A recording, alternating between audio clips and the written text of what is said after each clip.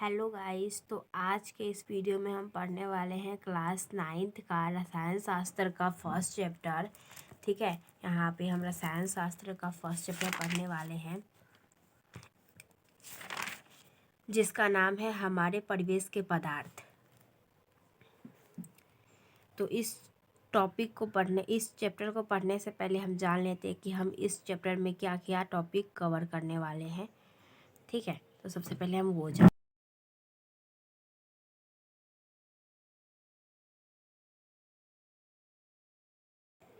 अब हमने जान लिया है कि हमें इस चैप्टर में क्या क्या पढ़ना है और आज के इस वीडियो में क्या पढ़ना है। तो चलिए शुरू करते हैं। ठीक है, हमारे चारों तरफ अनेक प्रकार की चीज़ें पाई जाती है जिन्हें हम देखते हैं या अनुभव करते हैं। उदाहरण के लिए अपने सामने रखी पुस्तक को हम देख सकते हैं।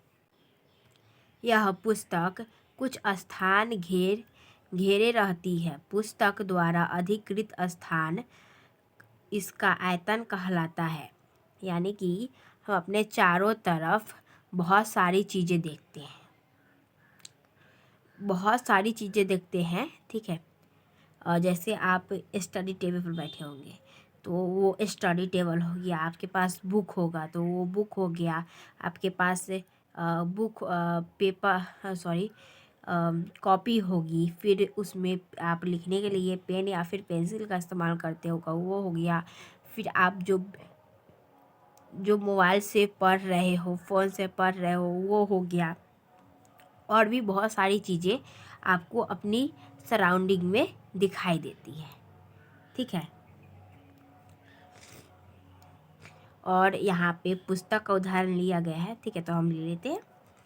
तो यहाँ पे क्या किया गया है, एक पुस्तक जो है आपके सामने रखी हुई है, वो कुछ स्थान घेरी हुई है, वो कुछ जगह जो है सो घेरी हुई है। ठीक है, और वो जो पुस्तक है वो उसके द्वारा जो अधिकृत यानी जो वो स्थान घेरी हुए हैं, वो जगह जो है, वो जगह जितना वो घेरी हुई है ना, ठीक है, उतना उसका आयतन होता है, उसका आयतन कहलाता है। ठीक है, पुस्तक को ऊपर उठाने पर हमें कुछ बल लगाना पड़ता है।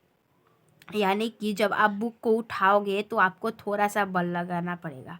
अब वो थोड़ा हो बहुत हो उससे मतलब नहीं है, पर वहाँ पे बात ये है कि वहाँ पे बल लग रहा है, यानी वहाँ पे फोर्स अप्लाई हो रहा है। फोर्स तो अप्लाई हो रहा है ना, अब वो थोड़ा लगे बहुत लगे उससे कोई मतलब ही नहीं है। ठीक है, इससे ज्ञात होता है कि इसमें कुछ भार भी है। अतः पुस्तक का अपना कुछ द्रव्यमान यानी मेसियस भी होता है। यानी कि आपको वहाँ पे फोर्स लगा रहे हो आप लगा रहे हो जब फोर्स, तो आपको लग रहा है कि हाँ इसमें कुछ वजन है, भार है, तभी तो आप उस पर फोर्स अप्लाई कर रहे हो। ठीक है, तो उस पुस्तक का, इससे हमें पता चलता है कि उस पुस्तक का क्या है, उस पुस्तक का अपना कुछ, उस पुस्तक का नहीं, जो भी चीज़ होता है उसका अपना द्रव्यमान होता है। ठीक है, हम अपने चारों ओर फैले वायु को नहीं देख सकते, किंतु वायु का स्पष्ट अनुभव हमें हर क्षण होता है।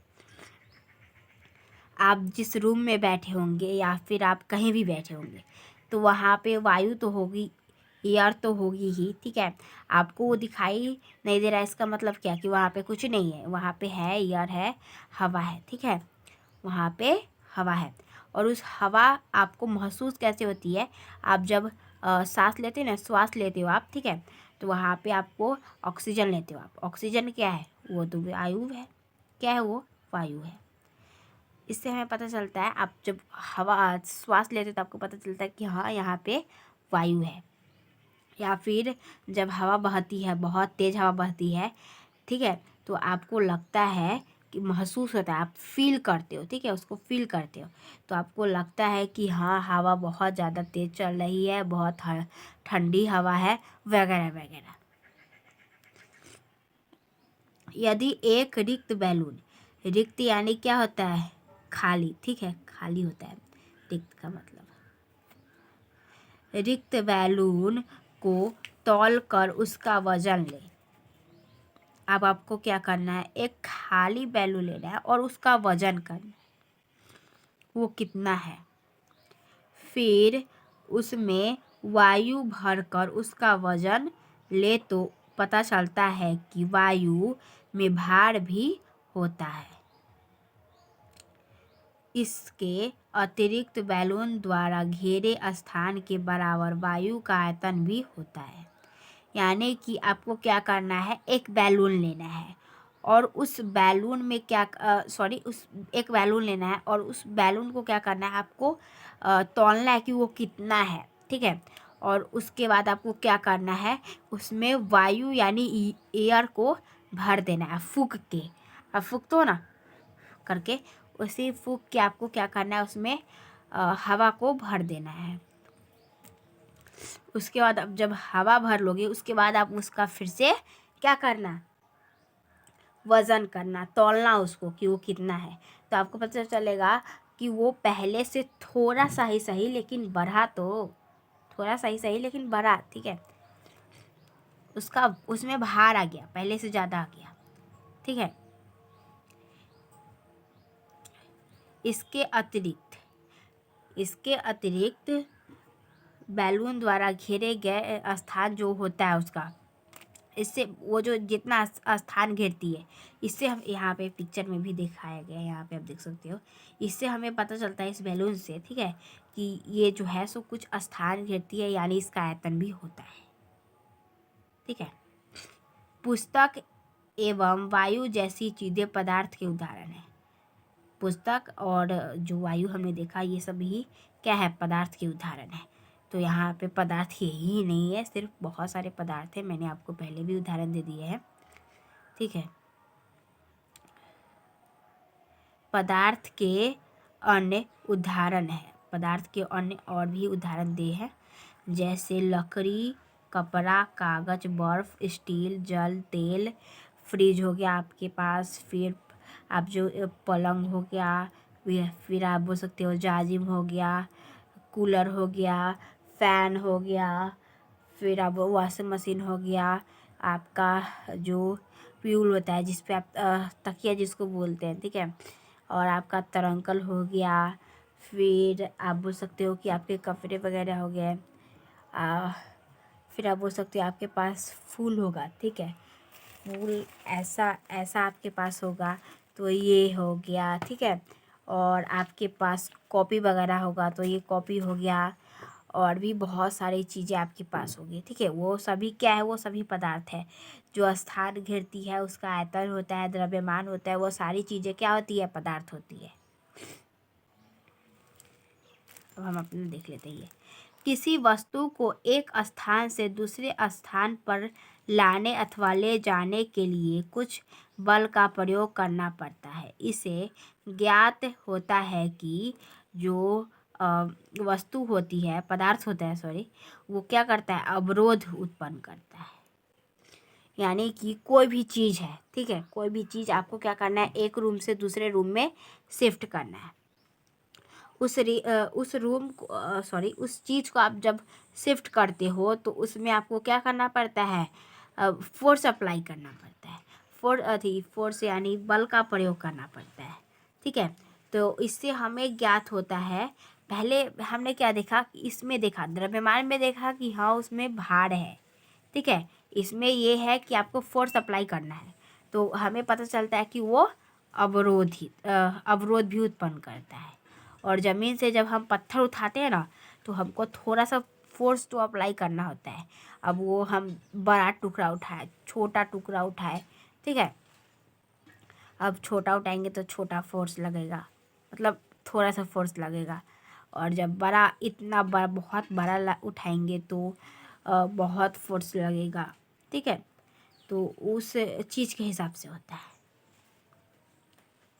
अब कोई कोई चीज़ ऐसी भी होती है कि इतनी छोटी सी है, जैसे मैंने यहाँ पे पेंसिल लिए हुए, तो इस पेंसिल की जैसी है और बहुत ज़्यादा ही भारी है, ठीक है, ऐसे भी चीज़ होती है।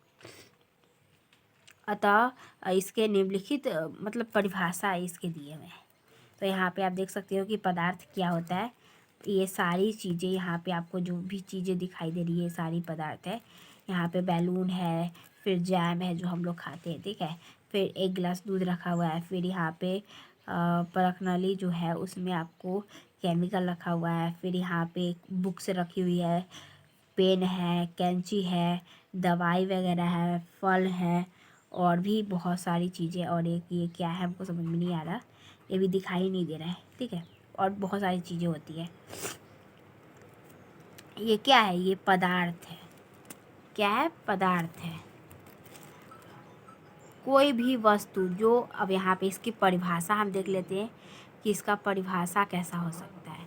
कोई भी वस्तु जो किसी सॉरी कोई भी वस्तु जो कुछ स्थान घेरे, मैंने बताया कि स्थान घेरे, उसमें द्रव्यमान एवं आयतन हो, मैंने बताया है, और जो अवरोध उत्पन्न करे, पदार्थ कहलाती है। अब द्रव्यमान आपको समझ में आ गया है, द्रव्यमान यहाँ पे दिया हुआ है। आयतन समझ में नहीं आया, आयतन यहाँ पे है, अवरोध यानी यहाँ पे है, ठीक है।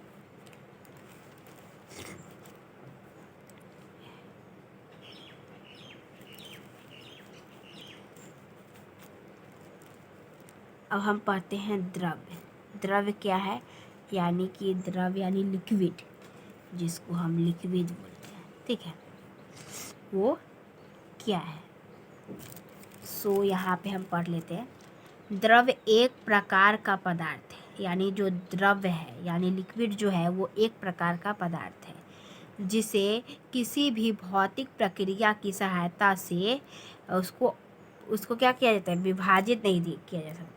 आपने कभी सुना है कि पानी को हम काट देते हैं? कभी सुना है? पानी को हम जैसे सेब वगैरह काटते हैं, वैसे पानी को हम काटते हैं क्या? नहीं काटते। क्यों नहीं काटते? क्योंकि वो कट ही नहीं सकता। क्या हो सकता है? उसे हम काट ही नहीं सकते, क्योंकि वो पकड़ाएगा ही नहीं तो काटेंगे कैसे? वो लिक्विड ना है, उसको नहीं काट सकते हम। भौतिक प्रक्रिया हो, रासायनिक प्रक्रिया हो, रासायनिक प्रक्रिया के द्वारा हम उसको काट सकते हैं, लेकिन भौतिक प्रक्रिया के द्वारा इसको हम काट ही नहीं सकते। रसायन में क्या होता है? उसको हम क्या कर सकते हैं? जमा सकते हैं, जमा के उसको काट देंगे, हो गया, ठीक है। लेकिन भौतिक में वो नहीं कटेगा। जैसे वो अपने रूप में है ना, तो वो कट ही नहीं सकता। पानी में है, लिक्विड में है, तो वो नहीं कटेगा। विभाजित यानी काटना होता है, उसको विभक्त किया जाता है। उदाहरण के लिए चीनी एक द्रव्य है। जो चीनी है वो एक द्रव्य है।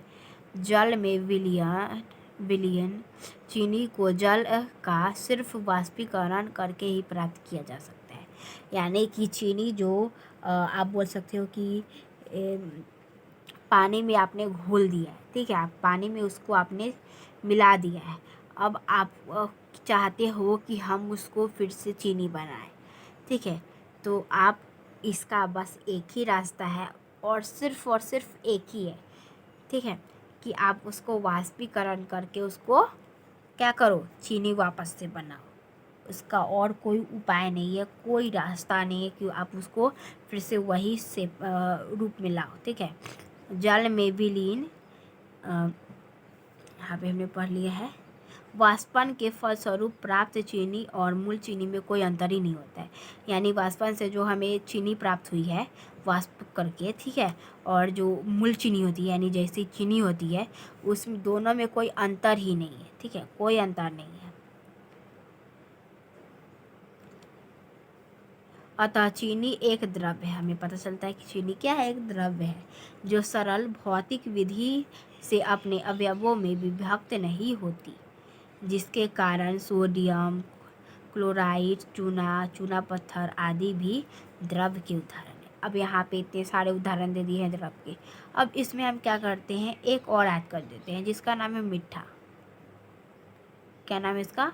मीठा, ठीक है। मीठा भी आता है, उसको आप छोड़ दोगे तो वो गल जाएगा। वैसे ही यहाँ पे है। ये सभी को आप सोडियम किसको बोलते हैं? नमक बोलते हैं। जो हम साधारण नमक खाते हैं ना, उसी को हम बोलते हैं। और यहाँ पे चूना तो आप देखे होंगे, ठीक है। अब चूना पत्थर होता है चूना का, ठीक है। यहाँ पे उदाहरण दिया है। अब हम पढ़ लेते हैं इसके विपरीत दूध शुद्ध द्रव नहीं है। जो दूध है वो शुद्ध द्रव नहीं है, क्योंकि यह जल, वसा, प्रोटीन आदि का मिश्रण होता है। दूध में क्या होता है? वसा होता है, प्रोटीन होती है, इसलिए ये क्या है? शुद्ध द्रव नहीं है, जल नहीं है, ठीक है। ये कुछ वगैरह वगैरह, हाँ, द्रव भले, ठीक है। वैसे ही जो समुद्र का जल होता है वो भी उसमें हमने यहाँ तक कंप्लीट कर लिया है। अब हमें पढ़ना है क्रियाकलाप। अब हम इस क्रियाकलाप के द्वारा समझेंगे कि पदार्थ कणों से मिलकर बना होता है कि नहीं। आपको ये ऐसे तो बना होता है, ठीक है, लेकिन अगर आपको यकीन नहीं होता, समझ में नहीं आ रहा, तो कोई नहीं, अभी मैं क्या करने वाली हूँ, क्रियाकलाप के जरिए आपको समझाने वाली हूँ, ठीक है। तो आपको पूरा अच्छे से समझ में आ जाएगा, ठीक है। तो यहाँ पे हम पढ़ लेते हैं उसके बाद मैं आपको ये करके बताने वाली हूँ, ठीक है। एक बीकर में आधा जल भर ले। बीकर में जल का स्तर चिन्हित कर दे। अब इस जल में थोड़ी चीनी डालें और कांच की छड़ यानी ग्लास रॉड की सहायता से उसे चलाकर घुला दें। आप देखेंगे कि चीनी जल में लुप्त हो गई, किंतु बीकर में जल का स्तर अपरिवर्तित रहता है। जरा पता करें कि चीनी कहाँ लुप्त हो गई। परंतु पदार्थ की संरचना अनवरत नहीं होती, बल्कि यह कणों की बनी होती है। चीनी में अनेक छोटे छोटे कण होते हैं। इसी प्रकार जल भी अलग अलग कणों का बना होता है। चीनी के कण जल के कणों में मध्य उपलब्ध रिक्त स्थानों में समा जाते हैं। यही कारण है कि बीकर में जल का स्तर ऊपर नहीं उठता है। इसका कारण आपको समझा दिया गया है। अभी हम इसको भी पढ़ लेते हैं, उसके बाद मैं आपको अच्छे से समझा दूंगी, ठीक है। पता है, यदि चीनी की संरचना अनवरत होती तो लकड़ी की गुलठिका की तरह चीनी भी अपने आयतन के बराबर जल को विस्थापित कर देती, जिससे जल का स्तर ऊपर उठ जाता, ठीक है। लकड़ी आप जानते हो, ठीक है। लकड़ी अगर लकड़ी की तरह होता ना ये, तो क्या होता कि ये ऊपर आ जाता, यहाँ पर आ जाता, और यहाँ पे इसका जल का स्तर बढ़ जाता। तो मैं क्या करती हूँ, इसको आपको समझा देती हूँ पहले, ठीक है। आपको क्या करना है, एक बीकर लेना है, ठीक है, और उस बीकर में आधा जल भरना है, और उसको आप क्या कर सकते हो, उस पे चिन्हा कर सकते हो कि जहाँ तक जल है वहाँ तक। उसके बाद आपको क्या करना है, उसमें थोड़ी चीनी डाल देनी है, और उसको कांच की सहायता से, कांच की छड़ होती है उसकी सहायता से आपको उसको मिला देना है। और उसको मिला के आप देखोगे कि चीनी लुप्त हो गई। वो चीनी जो है सो कहाँ गई, ये सारा चीज़ आपको खुद पता लगाना है। तो यहाँ पे मैं क्या करने वाली हूँ, आपको क्या करने वाली हूँ, बताने वाली हूँ। यू मीन आपको ये करके दिखाऊंगी मैं, ठीक है। तो यहाँ पे आप समझ गए होंगे कि यहाँ पे क्या कहाँ चीनी गई, ठीक है। तो इसका मतलब ये होता है कि इसके बीच में क्या है, रिक्त स्थान है। जिसके पानी में रिक्त स्थान है और चीनी में भी रिक्त स्थान, चीनी भी छोटी छोटी है और इसमें भी छोटा छोटा कण से बना होता है। तो इसमें क्या होगा, ये उसमें जाके समा गई। यही यहाँ पे चक्कर है। सो यहाँ पे मैं इसको करके दिखाने वाली हूँ। तो चलिए इसको हम करते हैं। इस बीकर को जल से आधा भरकर जल के स्तर पर निशान लगा दे। अब इसमें 1 चम्मच शर्करा कांच की छड़ की मदद से जल में घोल दें। आपको क्या नजर आ रहा है? क्या जल के स्तर में कोई बदलाव आया है? नहीं, ऐसा कैसे हुआ? जल में घुली शर्करा का क्या हुआ? जब हम जल में शर्करा घोलते हैं तो शर्करा के कणों के बीच के रिक्त स्थानों में समावेशित हो जाते हैं। इस क्रियाकल्प से हम ये निष्कर्ष निकाल सकते हैं कि पदार्थ कणों से बने होते हैं। तो अब हमने उतना सारा कंप्लीट कर लिया है और अब हम पढ़ने वाले हैं पदार्थ के कण अत्यधिक सूक्ष्म होते हैं। ठीक है, तो इसको हम पढ़ते हैं। ठीक है, यहाँ पे पदार्थ के कण इतने सूक्ष्म होते हैं कि इसकी कल्पना भी नहीं की जा सकती। यानी कि जो पदार्थ होता है उसके कण इतने सूक्ष्म होते हैं कि इसकी आप क्या कर सकते हो, कल्पना भी नहीं कर सकते। ठीक है, इसे निम्नलिखित क्रियाकलाप से आप क्या कर सकते हो, समझ सकते हो। प्रथम चलन, एक बीकर में 100 ml जल लेकर उसमें कॉपर सल्फर के कुछ रबों को घुला ले। आपके पास अगर कॉपर सल्फर नहीं है तो कोई नहीं, आपके पास पेन की रिफिल तो होगी ना, उसी को आप कर लो, उसी से भी आप कर सकते हो। ठीक है, उससे भी आप कर सकते हो। विलयन का रंग नीला होगा, आपको विलयन का रंग नीला हो गया होगा। अब दूसरा में क्या करना है, प्रथम चरण में प्राप्त नीले विलयन में से 10 ml विलयन को दूसरे 100 ml जल में डालें। तीसरे में आपको क्या करना है, द्वितीय चरण से प्राप्त विलयन में से 10 ml विलयन लेकर उसे तीसरे विलयन में 100 ml जल में डालें। ऐसा 5 बार से 8 बार करें। प्रयोग करने पर पता चलता है कि अंतिम विलयन का रंग भी नीला ही रहता है। यानी कि आपको क्या करना है कि 5 से 8 बीकर ले लेना है। ठीक है, उसमें 100 ml पानी मिला देना है। उसके बाद उस 100 ml पहले में क्या करना है आपको, सिहाई जानते हो आप, जिसको पेन की रिफिल बोलते हैं, उसमें से आपको कुछ बूंद उसमें डाल देना है और उस बूंद को क्या करना है आपको, उसको डाल देना है, उसको मिला देना है। उसके बाद आपको क्या करना है कि उसमें से जो पहला में से हमने इंक डाला था उसमें से हम 10 ml पानी लेके दूसरे में डालेंगे और दूसरे में से 10 ml पानी लेके तीसरे में डालेंगे, तीसरे में से चौथे में, चौथे में से पाँचवें में, पाँचवें में से छठे में, छठे में से सातवें में, सातवें में से आठवें में। ये आप हर बार करना, 8 बार मैंने बताया, 8 बार आपको करना है। और आपको पता चलेगा कि उस दोनों का है अंत में जो है सो उसका रंग नीला ही रहता है। क्या रहता है, अंत में उसका रंग नीला ही रहता है। ठीक है, यहाँ पे आपको पता चल गया होगा। यदि विलयन के रंग का गाढ़ापन क्रमशः घट जाता है, यानी उसका जो रंग है वो जैसा था पहले वैसा नहीं रहता, मतलब पहले जैसा नीला था वैसा ही नहीं रहता, थोड़ा फीका हो जाता है, लेकिन रहता तो है ना, यहाँ पे रहता है, यही बहुत है। ठीक है, यह क्रियाकलाप दर्शाता है कि कॉपर सल्फर के कुछ ही द्रव्य अधिक से अधिक क्या है, आयन को रंगीन बना सकते हैं।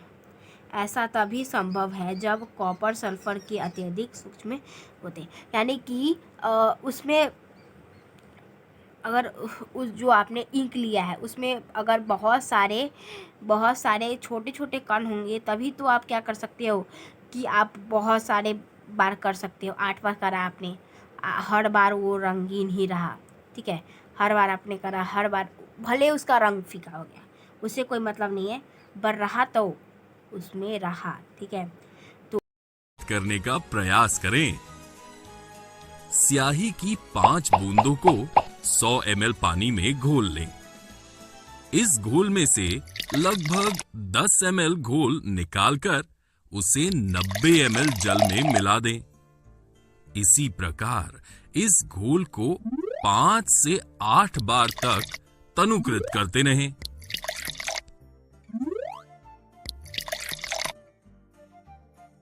आपको क्या नजर आता है कि जल अब भी रंगीन है?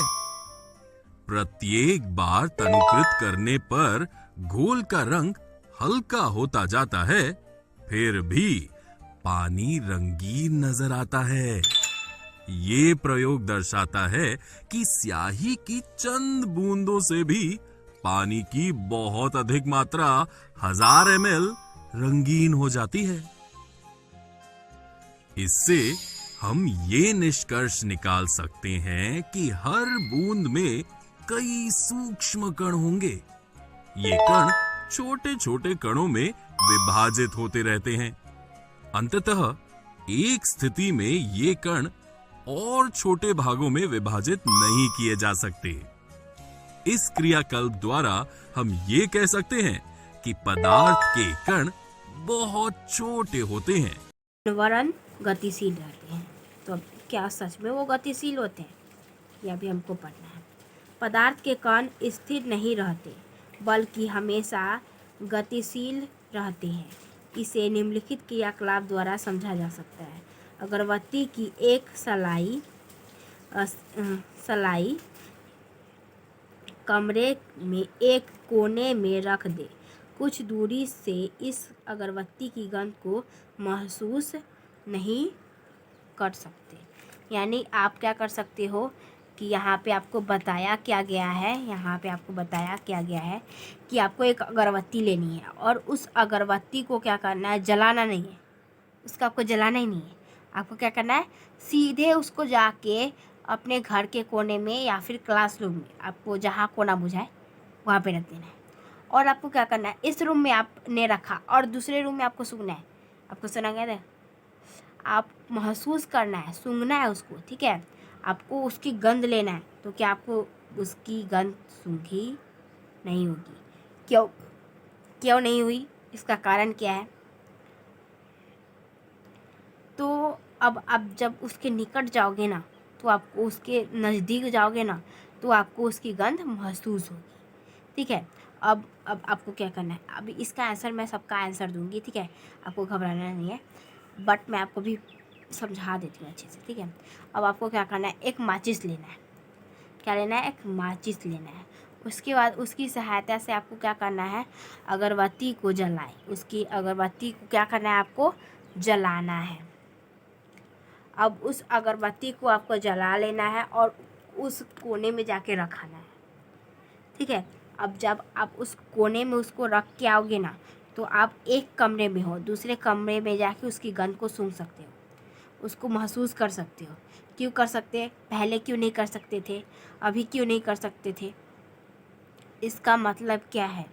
ये ऐसा क्यों हुआ, ठीक है। ये कैसे हो गया और ऐसा क्यों हुआ? इसका आंसर मैं अभी आपको देने वाली हूँ। इसका यह ठीक है, अगरबत्ती में उपस्थित इंद्र जो होते हैं, इंद्र जिसमें आप बोल सकते हो छोटे छोटे जो आपको काले रंग के दिखाई देते हैं। अभी मैं आपको 1 मिनट रुकिए आप, ठीक है। अभी मैं आपको समझाती हूँ वो कैसे हुआ, इंद्र किसको बोलते हैं।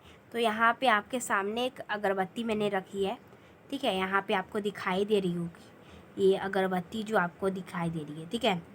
ये अगरबत्ती जो आपको दिखाई दे रही है उसमें ये छोटा छोटा ये जो लगा हुआ है ना, यहाँ पे अगर मैं बताऊँ आपको, सो यहाँ पे आपको अगर बताऊँ तो यहाँ पे जो अगरबत्ती में ये छोटा छोटा ये ऐसे लगा हुआ है, ठीक है।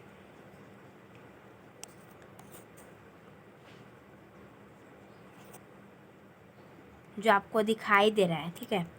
यहाँ पे आपको जो दिखाई दे रहा है, यहाँ पे ऐसे आप देख रहे हो, ठीक है।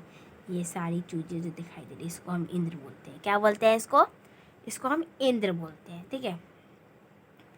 यही है, ठीक है। के कण वायु के कणों के साथ मिश्रित हो जाते हैं और कमरे के जो होते हैं उस कमरे में फैल जाते हैं। और इससे हमें पता चलता है कि ये जो इंद्र के कण है वो गतिशील है। तभी तो वो वायु में मिले और तभी तो हमको एक कमरे से इस कमरे में मैंने रखा और उस कमरे में हमको इसकी गंध आई। क्यों आई? इसलिए आई, ठीक है। पदार्थ को गर्म करने पर इसके कण गतिज ऊर्जा बढ़ जाती है। इसकी गति जो ऊर्जा होती है ये बढ़ जाती है और इसके कणों के वेग बढ़ जाते हैं। अतः ताप बढ़ने पर कणों के वेग में क्या होता है, वृद्धि हो जाती है। तो यहाँ पे आपको मैंने यहाँ पे एक बुक में एक एग्जाम्पल दिया हुआ था और उस एग्जाम्पल से मैंने आपको ये अच्छी तरह से समझा दिया है। ठीक है, अब हम अगला पढ़ने वाले हैं पदार्थ के कण एक दूसरे को आकर्षित करते हैं। अब पदार्थ के कण एक दूसरे को आकर्षित करते हैं, अभी हमको क्या पढ़ना है, अभी हमको ये पढ़ना है। ठीक है, तो पदार्थ के कणों के बीच एक प्रकार का आकर्षण बल काम करता है जिसका नाम क्या है, अंतरानुक आकर्षण बल। ठीक है, इसको क्या बोलते हैं, अंतरानुक आकर्षण बल बोलते हैं। इसी बल के कारण यानी इसी फोर्स के कारण पदार्थ के कण एक साथ बंधे रहते हैं। इस बल की समर्थ विभिन्न पदार्थों में भिन्न होती है। यानी कि यहाँ पे आपको बताया गया है कि पदार्थ के कणों के बीच एक प्रकार का आकर्षण बल काम करता है और उस बल को हम क्या बोलते हैं, उस बल को हम बोलते हैं अंतरानुक बल। ठीक है, अंतरानुक बल बोलते हैं और इस बल के कारण ही पदार्थ के कण क्या है, एक साथ बंधे रहते हैं और इस बल की समर्थ जो विभिन्न पदार्थ की आप बोल सकते हो कि थी। ठीक है, और विभिन्न होती है। ठीक है, यानी हर पदार्थ में अलग अलग पदार्थ में अलग अलग ये रहती है। अब आपने एक लिक्विड ले लिया। ठीक है, आपने लिक्विड लिया तो उसमें अलग होगी, वायु लिया उसमें अलग होगी, ठोस पदार्थ लिया तो उसमें अलग होगी, सभी में अलग अलग होती है। अब यहाँ पे एक क्रियाकलाप दिया हुआ है जिसके ज़रिए हम समझ सकते हैं। अब यहाँ पे मैं आपको पढ़ाने नहीं वाली हूँ, मैं आपको अच्छे से समझाने वाली हूँ। आपको क्या करना है, एक लोहे की कील लेना है। ठीक है, आप लोहे की कील लो या फिर कुछ भी ले सकते हो, मतलब नहीं जो दिया हुआ है वही लेना। ठीक है, और एक खलिया लेना है, खलिया का टुकड़ा लेना है और ईंट लेना है। ठीक है, उसके छोटे टुकड़े करने हैं और तीनों चीज़ के अलग अलग हथौड़े से प्रहार करें। उसको हथौड़े से प्रहार करके आपको देखना है और आप पाएंगे कि खलिया का टुकड़ा आसानी से टूट जाता है, ईंट का टुकड़ा थोड़ी कठिनाई से टूटता है और जबकि जो लोहे का कील है वो तो अत्यधिक कठिन होता है। इससे हम निष्कर्ष निकाल सकते हैं कि जो खलिया होता है उसके मध्य अंतरानुक बल जो होता है वो कमज़ोर है, जबकि ईंट के कणों के बीच मध्य और लोहे के कणों के बीच सबसे मजबूत है। और इस क्रियाकलाप को मैं भी करके बताने वाली हूँ, लेकिन मैं खलिया का नहीं लूँगी, इस्तेमाल नहीं करूँगी। मैं करने वाली हूँ लोहे की कील और ईंट और एक और चीज़ है जैसे कि आपको दिखाना। अभी आप ये वीडियो देखो। ठीक है, मैं अभी आपको ये करके दिखाने वाली हूँ और ये आप देखो।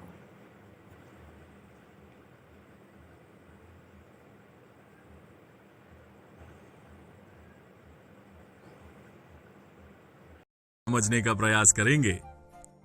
एक तांबे की तार, ईंट का टुकड़ा और एक रस्सी लें। इन पर हथौड़ा मारकर, काटकर या खींचकर उसे भंगुर करने का प्रयास करें। क्या ये आसान था? नहीं। लेकिन क्यों? क्योंकि पदार्थ के कणों के बीच एक बल कार्य करता है। ये बल कणों को एक साथ रखता है। दूसरे शब्दों में पदार्थ के कण एक दूसरे को आकर्षित करते हैं।